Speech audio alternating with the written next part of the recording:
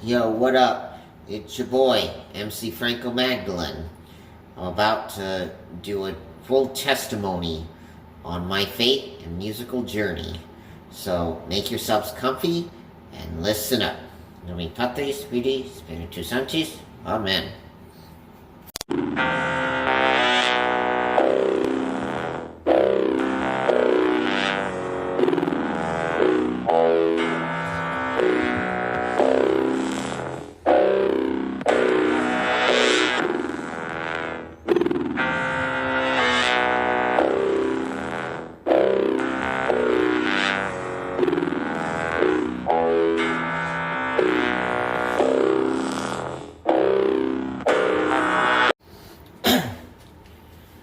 Yo, it's your boy, MC Franco Magdalene, and I am going to start telling my testimony, which is going to be all about my musical and faith journey, which they pretty much go together in my life. So, haven't always, but you'll find out more. So where should I start?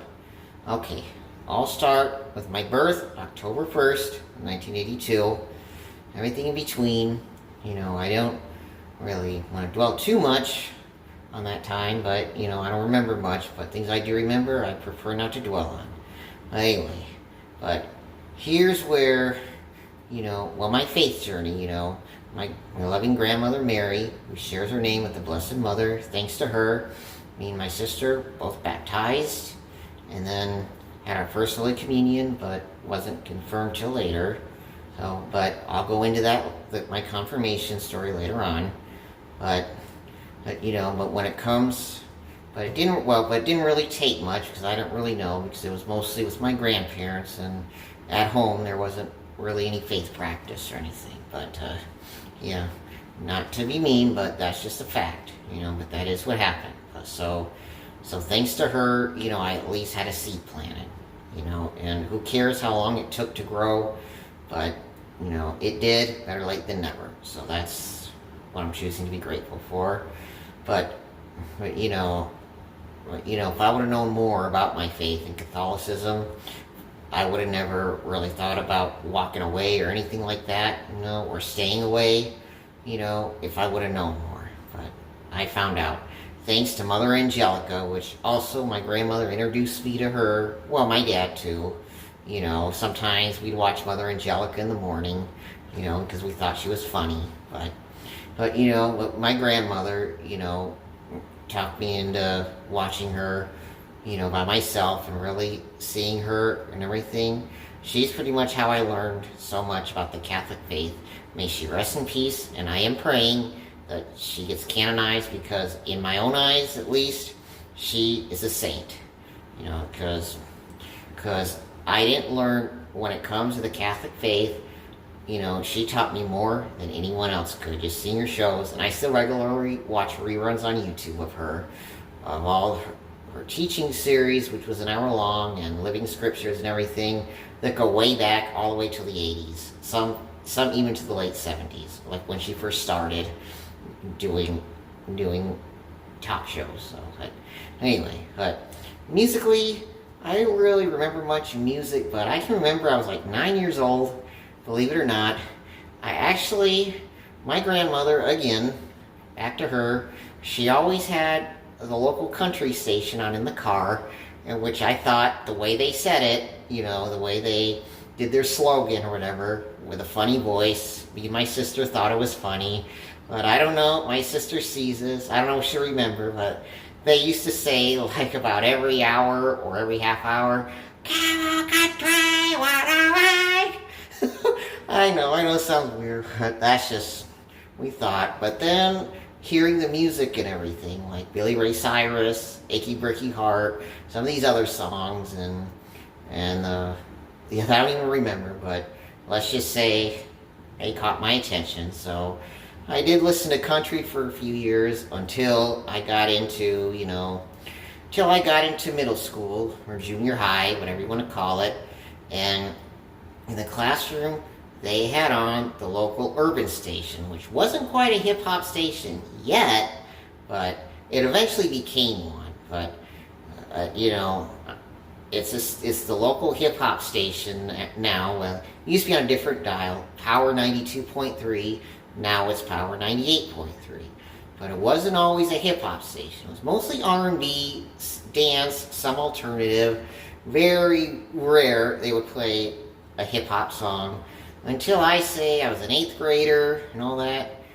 And believe me, I never understood, a lot of it, but I don't know, something caught me, as an 8th grader, and then once Power became a hip-hop station, and I sort of got into it, seeing videos, and caught BET, got into Rap City, it just took me by the hand. I mean, even though I never really felt much, I never understood, like, the profanity and everything at first, or stuff like that, which I would never do and everything in my music, but something about it, especially the beats, it was mostly the beats and the sound, the instrumental sounds, that is mainly what attracted me to it.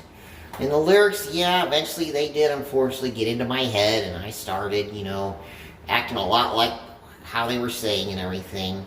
But at least back then, there was a little bit of meaning, like a expression of hardships and everything, which I was already no stranger to that, I mean, it was in various ways. I mean, because, I've experienced, like, parents divorcing at 5, bitterly, bounced around for years, all of that, and then people that were brought into our lives, by, may some of them rest in peace, because some of them, at least one has passed away that was brought into our life, so, yeah, and both my parents, unfortunately, have passed away a couple years ago within 3 months of each other for different causes, and may they rest in peace. I love y'all anyway, regardless, and all the bitterness I put away and everything, thank God, prior to their death, and everything was good, and I thank God for that, but the good times, yes, I do miss, and I still do. That's not going to change, but I like to believe that y'all are in a better place. But the thing is back to the hip-hop, I wasn't really, practicing anything, even though I did go to religious ed and everything, but growing up in the 90s and everything, when all the watered downness and everything was, like, really, really popular and everything, and was really getting out of hand, and see, I didn't know much, that was all I knew then, so I didn't really give much thought into what they taught and everything. So I was mostly in keeping my sanity mode, pretty much, but I did see hip-hop, I did find hip-hop as an escape, and I did eventually adopt it as a culture, because I did love a lot of the fashion and everything, and then the beats, and the lyricism, the way they said it. Like, I will say, well, the first rap song I ever heard was when I was like 7 years old, which I didn't really think much, because it was just played like in a school game, a classroom game, was MC Hammer's You Can't Touch This. Even though I never heard much, except for I did hear people off and on talk so down about it, so that's why I never really got. And it never really took until, like, it started hitting commercial levels, like really hitting it out here in Arizona. Because I'd say, like, prior to, like, 96 or 97, there wasn't really any hip-hop on the radio or anything, and then we didn't even have BET here and everything and stuff like that till then, but once, I'd say, like, I don't know, like, pretty much at the time when Tupac and Biggie were passing away and all that, when it started to, is when I say it started to come out here, and I started hearing more about it and everything, because Arizona Phoenix area was mostly known as, like, either alternative, rock and roll, and country, and that's about it. It wasn't really much about hip-hop or anything, but, yeah, so there wasn't really much of it on the radio, and then certain channels, like, randomly, like, seeing somebody else watch MTV or whatever, I would, like, see a hip-hop video then, but I don't know, it's like, well, I can remember when I was, like, 11 years old, I heard a Salt and Pepper song, that one of my dad's girlfriend's daughters used to walk around the house singing the Shoop song. I mean, I thought that was the funniest thing in the world and everything. But, even though that didn't really take, but that didn't really get me into hip-hop, but I would hear that and everything, and I didn't even know who did it until, I pretty much just forgot, until a few years later. But pretty much I'd say once 97, pretty much when the second half of that year came around, yeah, it really just took me in a chokehold. But I never really thought about doing music and everything. But I do remember on that birthday, on my 15th birthday, me and my family, me, my dad, my sister, which is who we were living with then, and when my birthday, excuse me, sorry, I keep touching my nose, but I'm itching really bad, so please forgive me. But the subject is that we went out to a local Denny's here in Mesa to celebrate my birthday, and then I got a CD, and then we put it in the car, and we were just laughing, and my dad made a joke, because I was singing along with it, and my dad somehow made a joke saying, oh, he's going to be a rap star, he's going to be called white rap, whatever. All I did was just laugh about it. I just thought it was the funniest thing, but I didn't really think much about it. But by the time second semester of my 9th grade year, which was 3 or 4 months later, let's just say I rather fell in love, which I sort of kept it a secret, but I decided to let it out and try to, even though that girl was not in the school anymore that I knew of. It turns out I was right, but I fell in love with some girl that was just exactly the same age and same grade as me, but it turns out she was away, but she moved out of state, but I still liked her because I thought she was the prettiest thing. Her face was like an angel, and I used to write rap songs and everything, and that's when I first started messing with it myself, instead of just listening, and then, I don't know, it's I didn't really know much about the music business, but back then, as just a kid, I just thought, hey, if I can somehow get my music out and everything, Joya can see me, which is actually, I'm not going to give the last name, but the girl's name was Joya. That Joya would see me and everything, stuff like that. But eventually I did have to let it go because it turns out it wasn't meant to be. But hey, God knew, and then, but just hip hop grew on me. I started buying CDs and all of that. There was no faith or anything, even though I actually still believe in God's existence and everything. But it didn't really take much, it didn't really take much inside of me. I would randomly pray, when something went wrong and everything.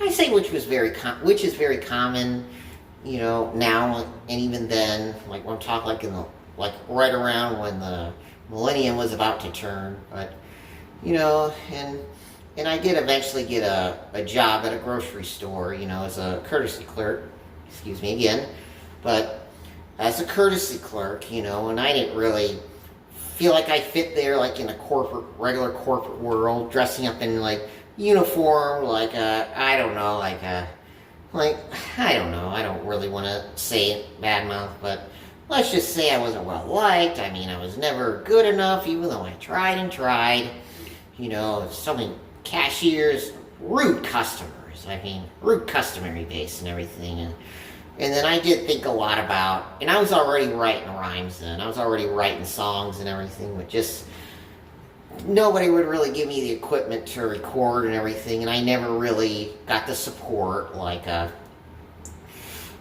being in special ed and everything, nothing I wanted to do was realistic, and all of that, and then everybody getting involved, telling me, acting like I'm losing my mind just because of what I wanted to do and all of that. And even though I tried and everything, because we didn't have these things like YouTube or these apps to make beats and everything, so all I was able to do was rewind cassettes from any song that had an ending or beginning or no words, and I would just make demos and everything, and and I would give to people. They would say I'm good, but laugh at me behind my back. And like I said, throughout school, I had a very small stature when I was young, and my voice was never high enough. Like, my voice and my stature really made me targets for everyone, even though I tried and tried, but to fit in. But even when I thought I was fitting in, it turns out they just saved it for behind my back and all that. People rubbed it in and everything, and so which I did fall into some real depression and real despair at that age, and then I just thought, and with the way I was treated at work and all that, home, just, you name it, being exposed to alcohol or drugs and, randomly, and never supported, and then no mercy, all punitiveness, even though I would try my best, but, never good enough, so I did fall into despair, and I left home just 2 days after my 18th birthday, which was my goal. I mean, I was desperate to leave home, and get out, when I was 18.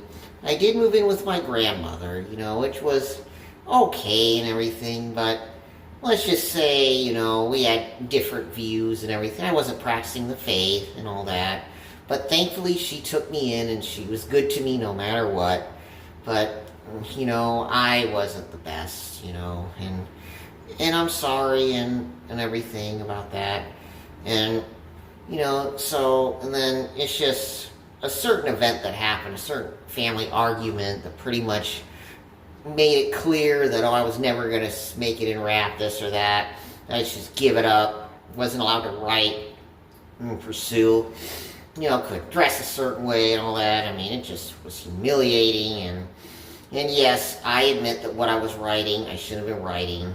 I mean, I was like a lot of the world is, just going along with everyone else. So I was writing a lot, writing and recording whenever I can. Because somebody gave me a microphone, on a stereo and everything that I had. I could put an adapter. But the thing that could fit a microphone. But the things I was rapping were no different what was coming out. Cursing, and then talking about, a lot of stuff I shouldn't be talking about. I'll spare the details, Of course, everybody knows the subjects and everything that are glorified in, in popular and in secular hip-hop and everything, sadly. So I don't need to tell anyone. People already know. It's out. And I'll just say I wasn't much different, but and I did feel like a lot of the lyrics did have some sort of meaning, but just the way they said it now. But and I will admit, I was a fan of I would say the West Coast was my favorite, the whole gangster rap thing, and I say one of my biggest influences, in a way, lyric wise, and my storytelling and my not being afraid to express pain, that was influenced a lot by Tupac, because even though his content wasn't what I would, or God might not approve of, I don't know, but the thing is, it's just the way he did it. It's he encouraged me. I mean, he had the backbone of steel. He wasn't afraid. Oh, excuse me, I don't know why I'm itching so much, but, if the devil's attacking me, he better cut it out. But anyway, I'm going to try, so forgive me for touching my face so much, but, I'm just itchy. But the thing is that a lot of his stuff, especially his early stuff, I'd say my two favorite Tupac albums were his first one, Tupacalypse Now, and the Machiavelli album. And of course, I didn't know who the real Machiavelli was and didn't care much, but, when a lot of the hardships they express, their pain and the anger, and then, their own hardships and everything and stuff like that, in some ways I related, but not all, but because they grew up in broken homes and then didn't really do well in school, which I wasn't.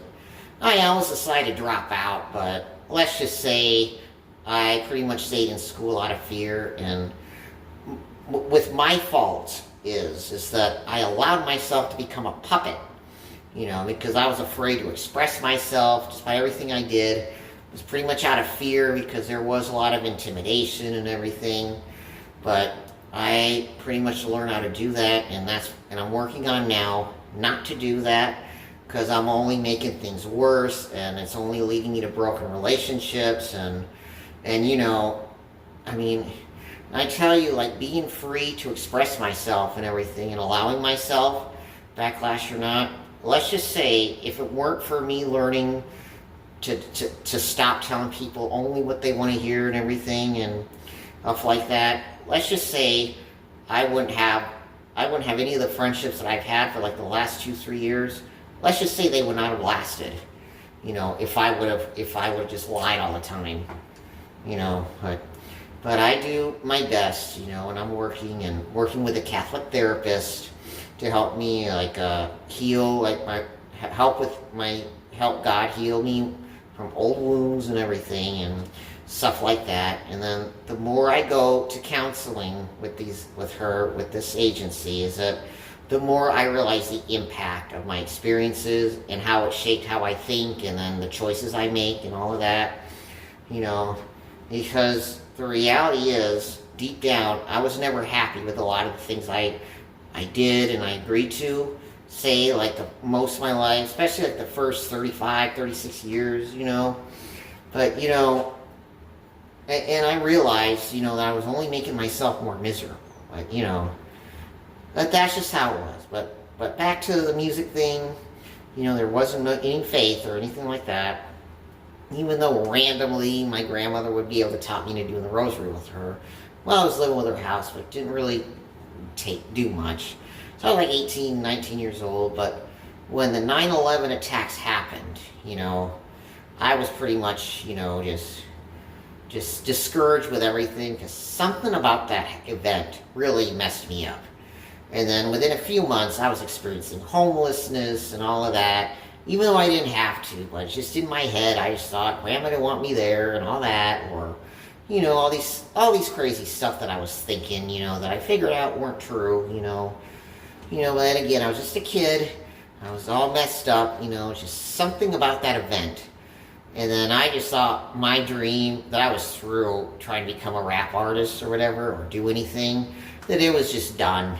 Even though randomly I would write like a verse or something, it just turned out just if I wanted to get out of my chest, but I wasn't really thinking much. But after experiencing homelessness for about a year, right around my 20th birthday is when I decided to try to make a fresh start in Albuquerque, New Mexico, which is where my sister and my dad had already lived. They moved there just weeks after I left home because I made the choice to stay here, because I didn't want to live with anyone. I was trying to strike out on my own. But anyway, I went there, stayed in motels, for a few months. I got an apartment, but it just didn't work out, number one. And then plus, the winters, because Albuquerque, it gets colder down there than it does here in the Phoenix area. You won't see palm trees or anything, and it does snow, but melts right away. Of course, it's not going to stay on the ground all winter like, say, New York, Detroit, or Chicago, or somewhere like that. No. I mean, it does snow, but it'll just start melting right away. Within 24 to 48 hours, you won't really tell that it snowed, but it does, and it's just the cold was really hard, and plus I was such a lanky guy then, I only weighed barely over 100 pounds then as a 20-year-old living in that cold. I just couldn't do it. I thought I couldn't do it, and some other reasons too that I would prefer not to mention, just out of respect for certain people. But I did come back here and experience a mental breakdown and everything. And, that was experience, that really crippled me. And then the pills that they put me on, everything and stuff like that, that really just crippled me a lot in a lot of ways. It took away my zeal for life. Couldn't enjoy nothing, and just all I wanted to do was just lie around. I mean, I'd say that particular time I was on medicine, that was the most unhappiest time. One of the most unhappiest time, if not the most, because it just really sucked the soul out of me. I couldn't enjoy nothing. I just felt like all I thought about, all I was really looking forward to was the date of my passing. But even though I was only 21, like early 20s, but that's still all I got. But I gained the courage. I just decided I couldn't live like that no more. And I got off, and even then, I still had my problems, but I was at least able to enjoy and have more energy. And then, and I got into, and I started like doing freestyles a little bit, or trying to and everything, like expressing myself, because I was angry about those 3 years being on those pills at the time I lost. I was like expressing like anger towards authority and everyone involved, But, that was not the way to go about it, but I put it in record. But still, I don't think that God would like anyone doing that, because we're supposed to forgive. And I wasn't being, and there was no faith in my life or anything, so, let's just say I was not being Christian about it, even though I wasn't recording, but I would like put certain songs, like this one Ja Rule song that sampled the song that was by Mobb Deep, the Bird song. It had the beat. I don't know, and then it just did that.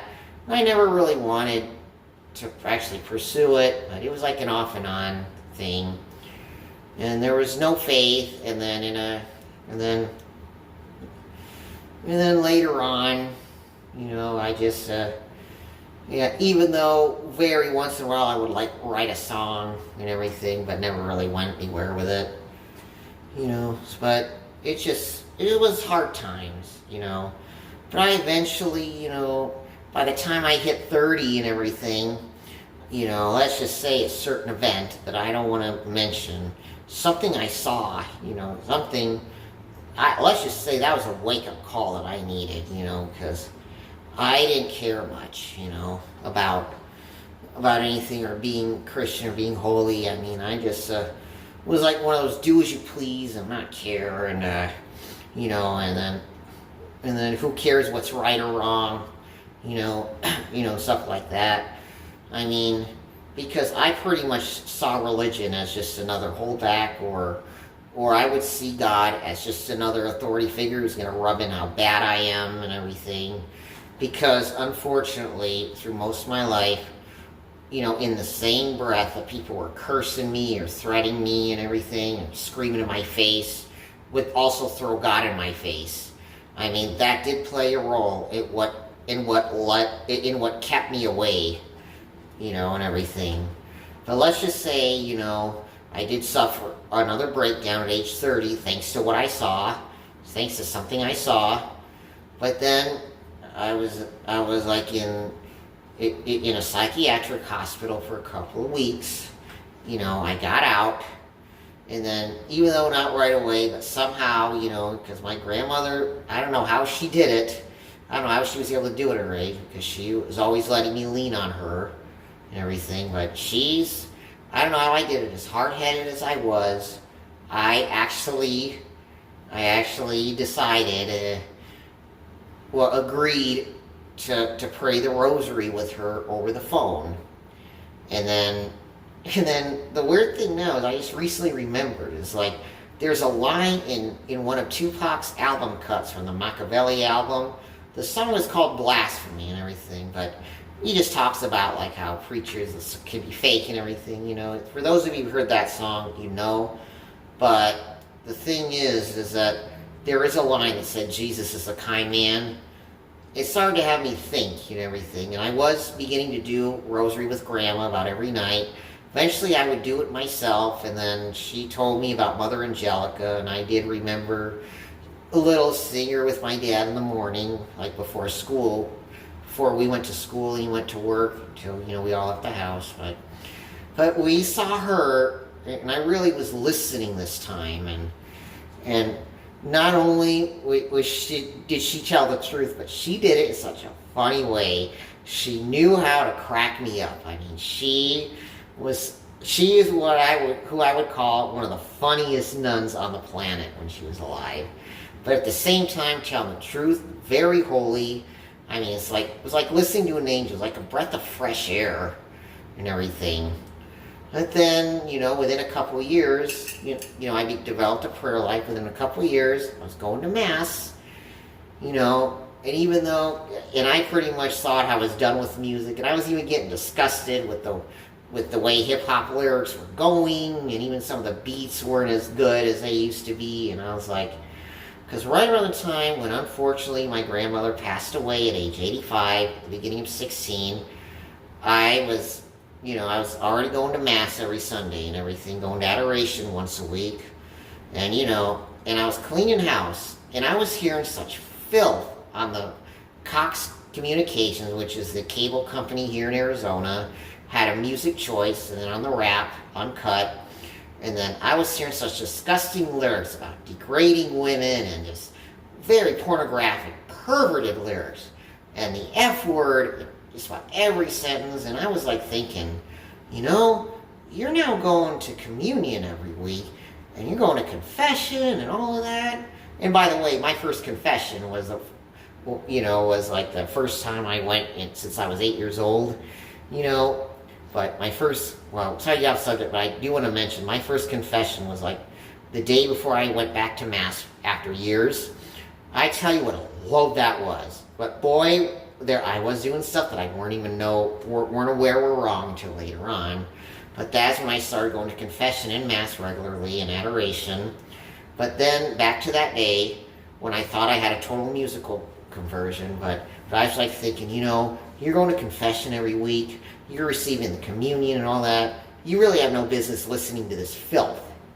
And then I turned it off to the jazz station. And that's actually how I got into jazz, Even though I heard some of it, but I was listening to it on a regular basis because I was beginning not to trust it was mostly instrumental, but I was mostly not trusting any lyrical music anymore. So I was all learning about the subjects and everything in the church, and I just didn't feel like I could in good conscience, and all of that. But then, I was like thinking, I thought I was through with rap, and I was like thanking God every day that I didn't actually become an artist or anything, because I would have really sold my soul, and who knows what would have happened to me in that business. And then, but my mom did mention, and when I heard it from a car, and I started whining about it, then my mom said, I should do Christian. I said, no, I'm putting it all behind me, so, but then that was just like 6 or 7 months after, but then still, even though I would watch Life on the Rock on EWTN every week, and there was always a music video from all genres, including rap, and I would see these Catholic rappers. But then again, I didn't have a computer or nothing. I didn't have a cell phone, so I didn't really have any access, to figure out who these guys are or where to get their music. But it was like that for about 5 years, and I was my grandmother's death really drove me into another 5-year depression. And I was on some pills. They weren't as bad, but let's just say I kind of felt they held me back a lot. So I did have certain symptoms and everything, even though they didn't show and everything, but I just didn't feel like myself. I was just about as unhappy as I was, but other than that, I was grieving so badly. It's what led up to a series of mental breakdowns the year my grandmother died. I was grieving because Grandma was like my person and everything. Being without her, I don't know, it did a number. And then I guess some losses are harder to deal with than others because I don't know, and depends on the person too. So I didn't get much support. I was always said, you got to get over it and everything. Unfortunately, even by people at a certain church I belong to, a certain parish, which, and I realize that there are even people in the church that act just like people in the world with no compassion. I'm not saying they all were. I met some really wonderful people that I would not replace for nobody. But then, I just was having some, and I didn't know nothing about the TLM and everything and stuff like that then. But I did eventually, about a little over a year, about 15 months after Grandma's death, I finally made my confirmation. I was going to adoration a lot and everything, and my faith is what got me through those 5 years, by the way. Because I was going to a certain parish until COVID hit, and I was going to my neighborhood one then when I lived in Tempe after COVID hit, so I can walk and everything, be close to the house. And then, eventually, I did find myself going to Newman Center, like, because they had later masses. Let's say I slept too late or just wanted to go to one of their masses. That is when I met some of my best friends, especially like my friend Jacob and Peter and a missionary named Gabe, which I call Zonti because I think he looks like Zonti the rapper, in my opinion. It's like they could be brothers, not identical, but they look like they can be related or somehow.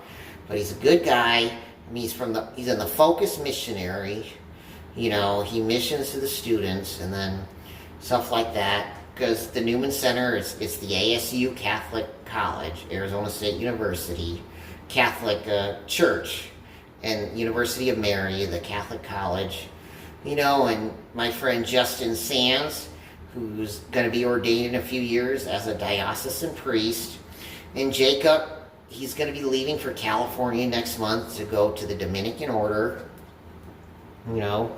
Stuff like that. And he's the one that told me about the old liturgy and everything. And then I tell you, I mean, it's just been, knows my faith was growing, and everything.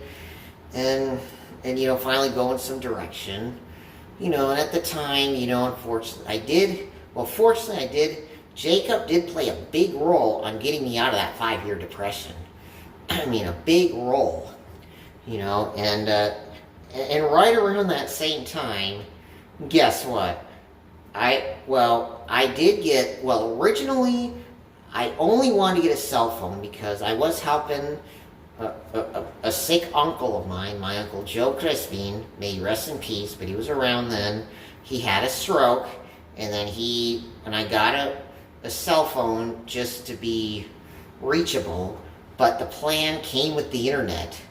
And, and eventually I decided to get curious and figure out if there was because I never stopped actually liking the beats of hip hop, but I had to sacrifice it, I felt, because the lyrics, cussing and all that, the glorification of bad stuff.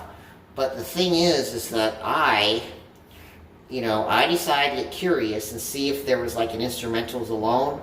Turns out on YouTube, it's about all my favorite songs of the 90s, especially the mid-1990s and the late. And after, and all that stuff that I liked listening to, the beats, they did have lyrics and everything. And depending on the title, too, you got to be careful with song titles, because some may not only have bad words, but have bad subjects. Yeah, excuse me for a second. My phone's ringing. I'm rudely interrupted, so hang on just a second. Yeah, if that's not what's happening. But here, I'm going to have to pause it. Okay, now I'm back. Excuse the rude interruption, is that these scam likely calls are always coming, and I know better than to answer those, But, my mom got plenty of those too when she was around. But, yeah, excuse me if I seem a little frustrated because I'm sick and tired of these people. They interrupt me when I'm doing stuff and everything, but I just had to reject their call. But anyway, where was I? Yeah, out of the depression. It's like what led up to deciding, I mean, even though I was close to 40, what led me up?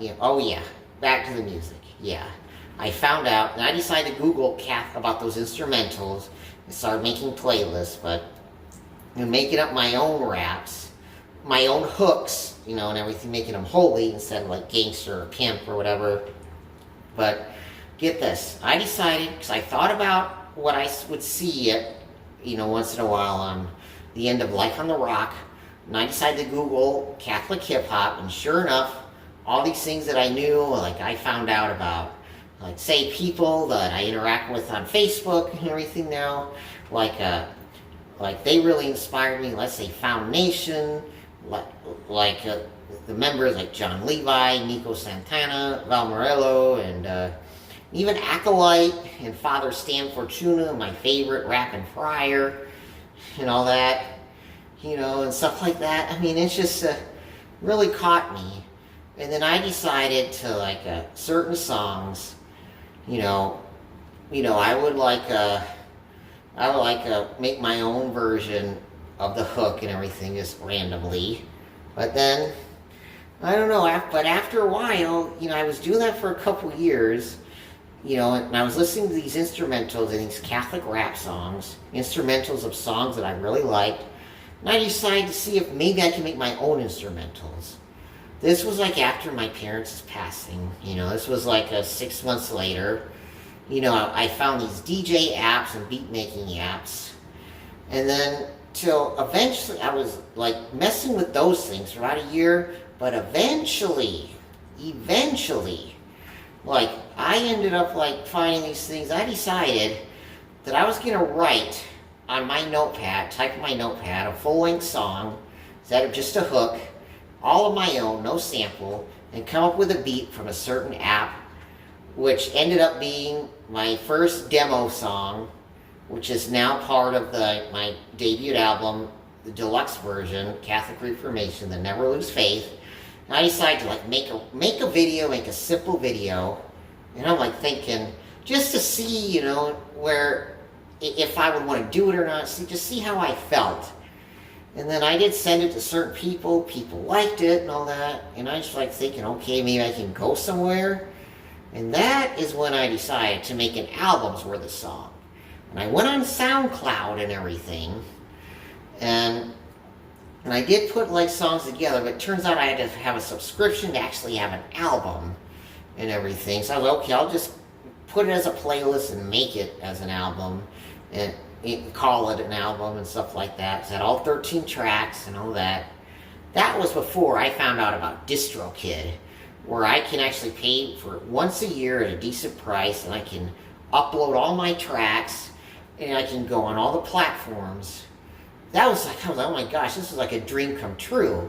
Because in my day, if I wanted to like do things professionally, like in the late 90s, early 2000s, I would have to like be on a record label, like a local record label, and with the way they tell you, you got to work on your lyrics, this or that, or you got to do what's popular and all that. I wasn't willing to sell my soul.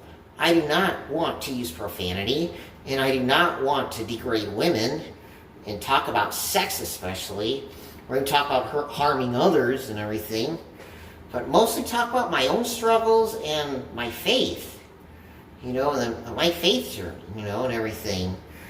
And I just felt like, because I learned about how the medieval European Catholics put their faith, clergy or not, their faith was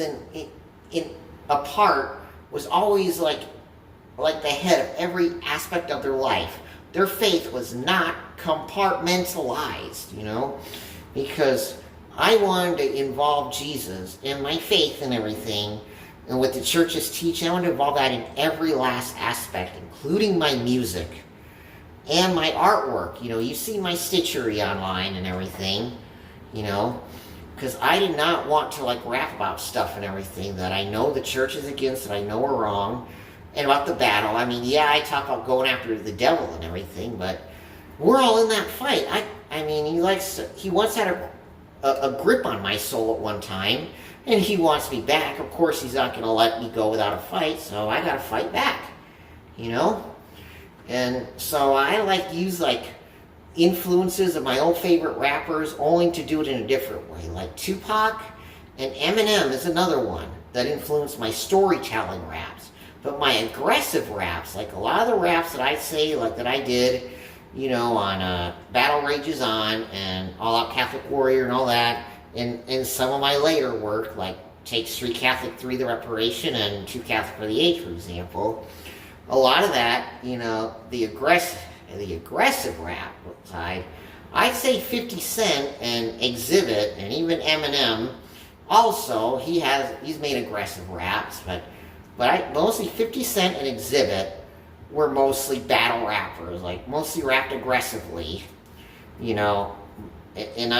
that was that side of my influence. But when it comes to making beats though, at first, like my first 6 albums were done by certain apps and everything with very limited sound, like very modern sounds, like trappy and all that, and until I found Splice. I mean, I didn't find Splice until after I got done working on Battle Rages On, and then you don't even have to have a subscription. You get stacks, certain sounds. You can have like West Coast, East Coast, soul, trap, I mean, you name it. Put it all together. Choir sounds, bell sounds, or any like train sound effects. I mean, if it's available, if it has a plus sign in it, you can add to your stack.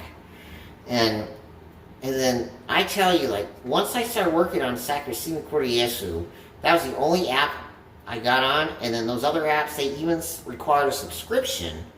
But they had such limited amount, limited stuff. But Splice, I mean, like, because now, as a producer, the production side of my music, as a producer, I like to make a variety of sounds, like every album, I like to make it unique. And I say, as tough as it was, like the first 3 ones, I found a way to do it. Like I'm thankful for like the original Street Catholic, the 9-track one. I was able to put together these raw underground beats. I'd say I'm rather biased. You can go ahead and disagree with me, but let's just say, like the first Street Catholic album, I'd say there are 3 albums that influenced the sound, beat-wise. Like, I'd say Nas, The Illmatic, Jay-Z's, Reasonable Doubt, Mobb Deep, Infamous. Those 3 sounds are sort of played a lot of influences on the sounds that I came up with. Which wasn't easy on those apps, because I was not with Splice. Those are what were my influences in that production. When it sounds like that, like certain producers that were popular in New York, like DJ Premier, that were popular with the raw underground sound of the late 90s. Oh yeah, and even Wu-Tang Clan's first album, 36 Chambers, it had a lot to do with, along with the rest, had a lot to do with the influence of the sounds that I put together on that one. And thank God, I mean, it wasn't easy on that app, but it was God's doing, not mine. Because I wanted to come up with a really good sound, because I'll admit, my second album, I'd have to say, this is my own music, I can talk down if I want, but my second album, I say, when it comes to the sounds and everything, I just say that's my least favorite, because the thing is, it mostly sounded very trappy, more like a modern hip-hop sounds, stuff like that. Not every song, but my first album, I was able to put together, certain beats that I really liked, like Take Extraordinary Monk, and, had more of a raw side to that, from that app, but not like Street Catholic, the album, but here, hang on.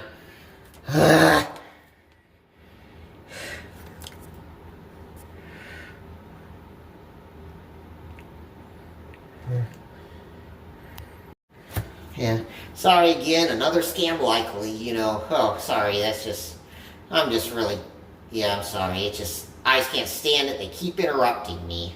Yeah, sometimes they do that when I'm recording, and I say, I'm glad I don't answer, because I'm afraid of what I'll say, I'm afraid of offending God, so usually things like that. If I'm afraid of saying something, while we're reacting, I just don't engage. That's the best way to go, is to just, sometimes it's best to just shut up, and not respond to something. But the thing is that, where was I? Again, here we go. Where was I? Okay, yeah. When it comes to the sounds, my album, the Street Catholic album had a lot, and the album prior.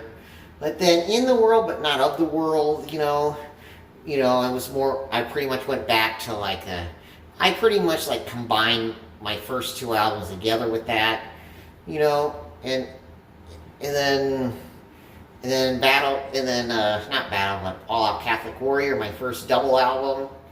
I will say that that's my least favorite album of all, because all I could pretty much find, like I said, those apps were so limited. All I could pretty much find put together was trappy beats, and everything.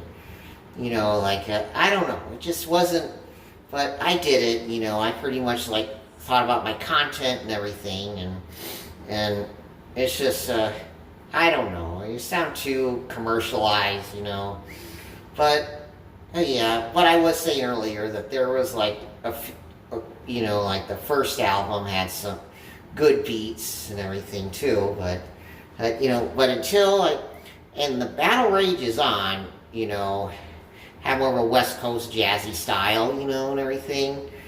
And, I tried to, I was actually more pleased with that one than I'd say like my for 2 albums prior. Until I found Splice, I'd say that was a godsend.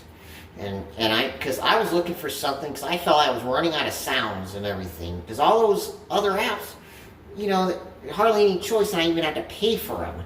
But then when Splice came around, and because I decided that I wanted my 7th album to be double length, dedicated to the Sacred Heart, and I wanted to have like a mellower, more like a late 90s lowrider West Coast sound. This was like at the time when the West Coast was just starting to dwindle from its renaissance, like by the time 97.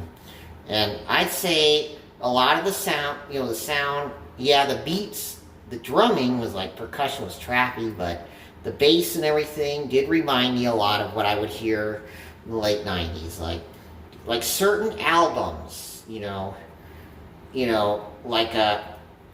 I'd say the biggest influence on my Sacrosanct for Yesu was like the soundtrack to the movie Gang Related, which was Tupac Shakur's final movie, that was released a year after his death. But that was the last movie he ever made, because he was also a well-known actor also. But he was in that movie as a detective, but that album and some other songs like Snoop Dogg's second album, Dogfather, and Daz's first album, albums like that were really influential to that one.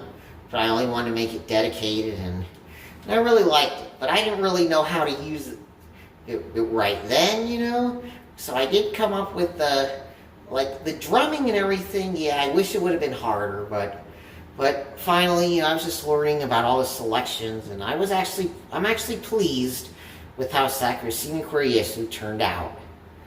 But then I randomly decided to do the Street Catholic 2 consecration, which wasn't planned. Just like even the first Street Catholic wasn't planned. It was just a random decision, like a warm-up, extended play, in between Catholic to the Core and In the World But Not of the World. But then I decided to do that again in between Sacrosanct for Yesu and Panis Vitae. But the Street Catholic 2, the consecration, because I always try to really say consecration prayers to the Sacred Heart. Forgive my bad wording, but that's just, but anyway, but I made that, and I decided to make a raw underground sound in a different way. I found some soul and everything. The soulful beats, I'd say a lot of that sound and everything, I'd say predominantly on the Street Catholic 2, the consecration, I'd say the producer, The Alchemist, and Just Blaze, and a lot of like the soulful producers of like the early 2000s, like when stuff that Jay-Z was coming out with, a lot of the New York rappers, the underground ones, were coming out with.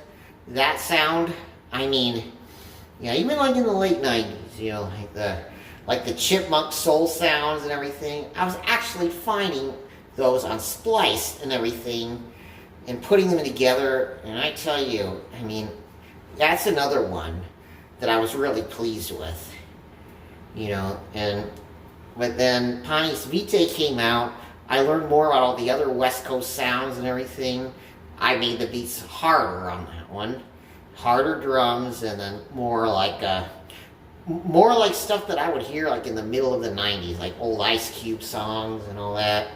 Sort of influenced me, and even Dr. Dre's beats influenced me on that one. So that's just how it was. And then I decided, because I was reading a book about the Sacred Heart of Jesus and Adoration, because I already did a consecration, but Reparation, and all that was like the end, I decided to do a final Street Catholic, the reparation.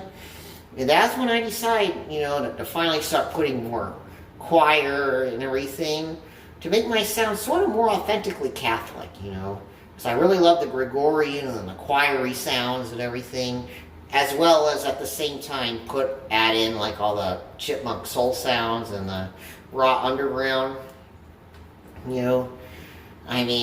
I'd say Street Catholic 3, the reparation, I'd say that's my favorite of the trio, the last one.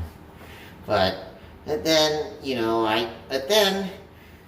right around then is when I decided I didn't know much about Bandcamp except finding other artists, but it wasn't long after when my sister and brother-in-law and a family friend, we all went out to lunch, because we haven't seen each other in a while because we don't live in the same states.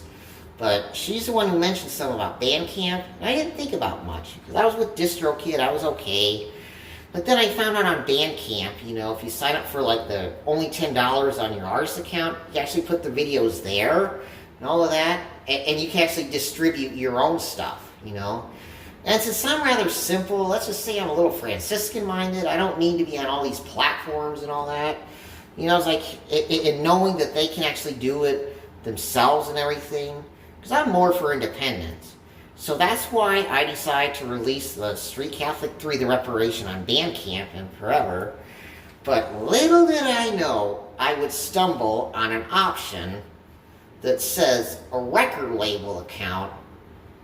Even though I didn't click on it right away, I decided just to look to see what actually how. But it turns out, not only is it like only a $20 subscription a month, that was all I had to pay every single month, for a record label. It turns out I don't need to buy no offices and all of that. It's just an account, and that's when I found out that's how Fat Mass was on there. Like a lot of those artists on there, like Acolyte was once with Fat Mass, and oh yeah, can't forget Manchild and the Marzil and Deep Space 5 and all those guys. Even though they didn't start off Catholic, but before Manchild became Catholic, a lot of their lyrics did come in line with what we believe, and they weren't into all the prosperity garbage and everything. The prosperity gospel, which isn't gospel at all, simple lives and everything, and then not looking down on the poor, seeing Christ in them, you don't really hear much about that in the prosperity, but I just felt, so. And then I found out, like, other artists and everything, but I found out, so I decided, hey, I'm going to get a label, but I just didn't figure out what to call it. I wanted to call it something nice, but because I already made the decision to retire the trilogy of the Street Catholic albums and stop naming albums that, but even around that, before I discovered the label, I actually decided to name, add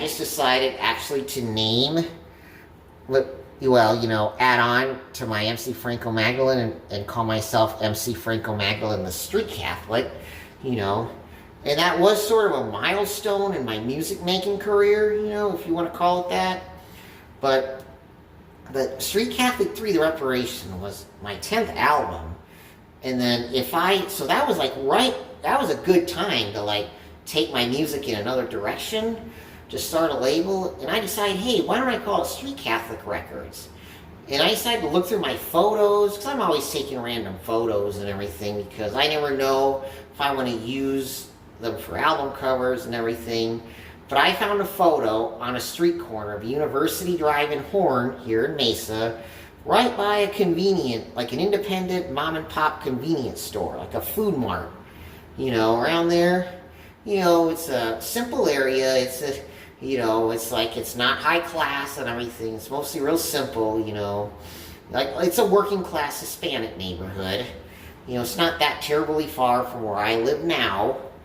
But there is, and I decided to use that photo, but only make some additions. I edited it, changed the color, make it look cool, and did an artwork.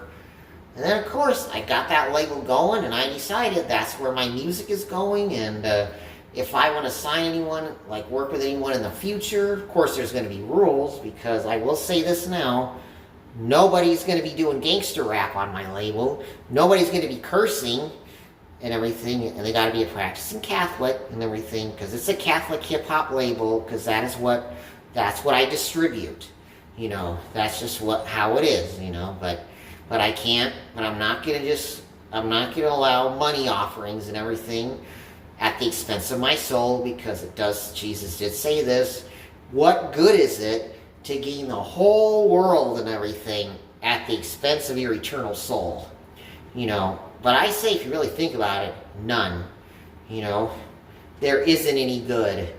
And I will say, prior to before I found God and everything I did have and things that I did, everything just seems so meaningless. Nothing really means anything without God, without my faith. I don't really have no meaning at all in my life without Him. And I will say, if it weren't for God, I would not be here. And I've said this on my records, and I said, I, even as recently as like 3-4 years ago, I never once thought that I was going to be making music again, or even listen, because like I said, I thought I was done with rap. I thought that chapter of my life was long over. I didn't even want to think about it or even hear about it. But hey, but that's just how it is. But you never know. It came back to bite me, and I was like, boy, was I wrong. It turns out God actually did want me to do this, but just not in the way that I believed in those days, But it was, and I tell you, beauty of independence, regardless of whether I'm making money or not, I don't care. I do it just for the sake of doing it, and to glorify God, and to let out my struggles. It's very therapeutic, I'm letting it out on a beat and everything, instead of going out and making everybody mad and taking it out on everybody else, at people that are around me and everything. It's also giving me a backbone to really express how I really felt all this time, and just let it go. It's my way, like when it comes to that, making music and going to confession and all that prayer, that is my way of letting things go. That is my way, and then I don't even consider everything of mine. I consider it as God's. He's just letting me have it. And I tell you, it's been a really interesting journey, but I really like where my life is headed.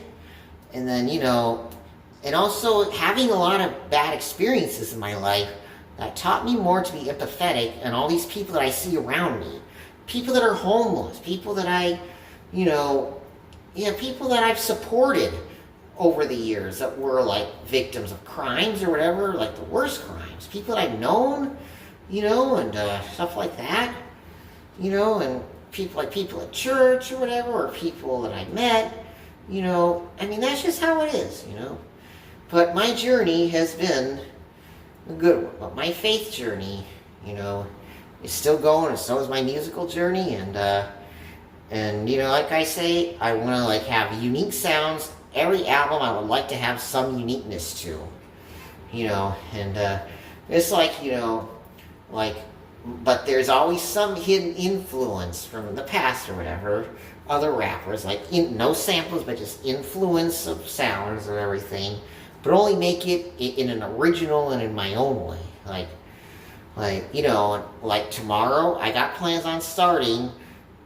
I want to record my first song at least for my next album called San Benedicto Norcia. Sorry, brain, but that happens.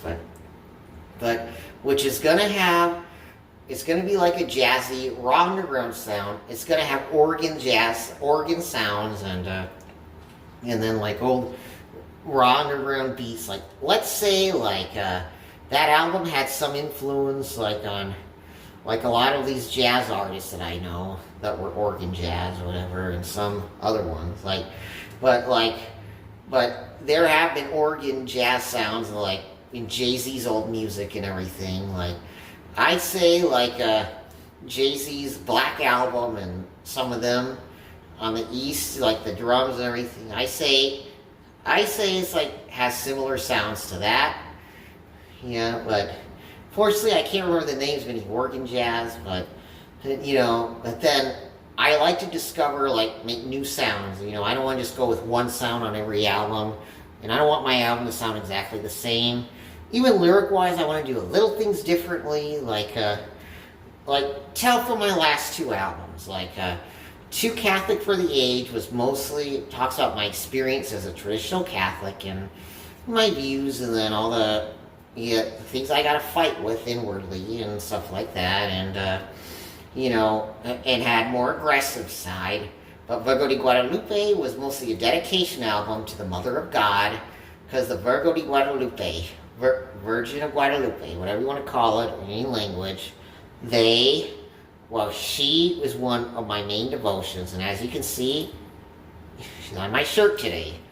But she will crush the head of the serpent and all that. That's why the devil hates her so much, because she's the one who crushes his head.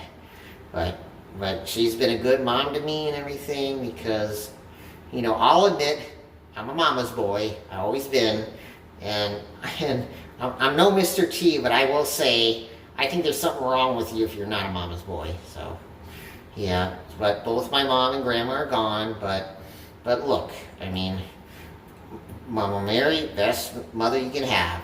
Jesus' mom. She gave birth to the Savior. She adopted all of us and everything, and I cherish her for that. I will say, when I involve her and everything, my prayers are answered quicker. So if you don't think she can help, I say think again.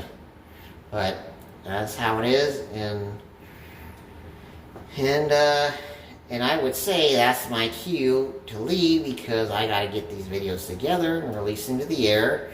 And I appreciate all you watch me, and forgive me for touching my face so much, but I'm just itching really bad for some reason.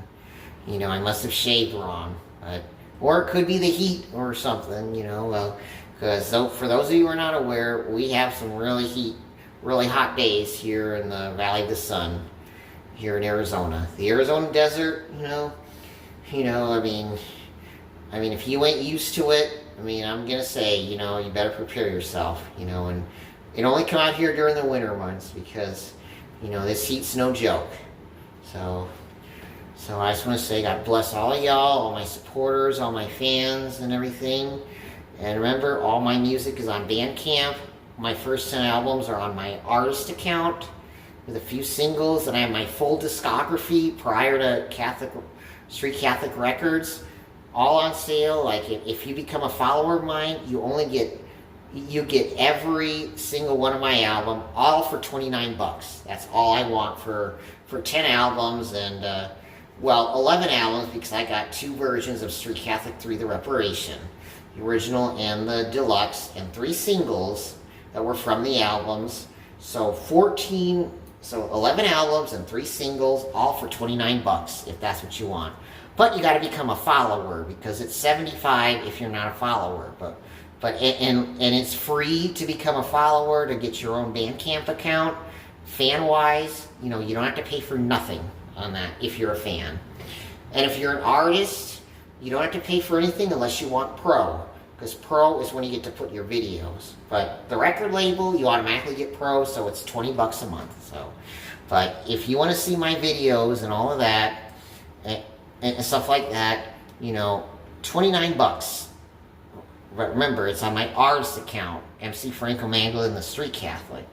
But Street Catholic Records, that's where my music, starting with Too Catholic for the Radio, has been released. 2 albums and a few singles. I don't have a big enough discography to put a discount for all of them, but I will eventually. But if that's what you want to do, it's up to y'all. So I will say, y'all are in my prayers, and God bless y'all. Peace of Christ be with y'all. Pater, Filii, Spiritus Sanctus. Amen.